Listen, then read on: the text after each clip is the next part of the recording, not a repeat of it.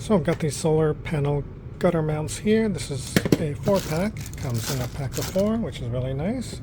So this is kind of what it looks like. You got the wing nuts there on the back, then this will fit right onto your gutter there, and then you tighten it up. Then you have this 360-degree swivel right here, so you can change the angle and turn it however you like.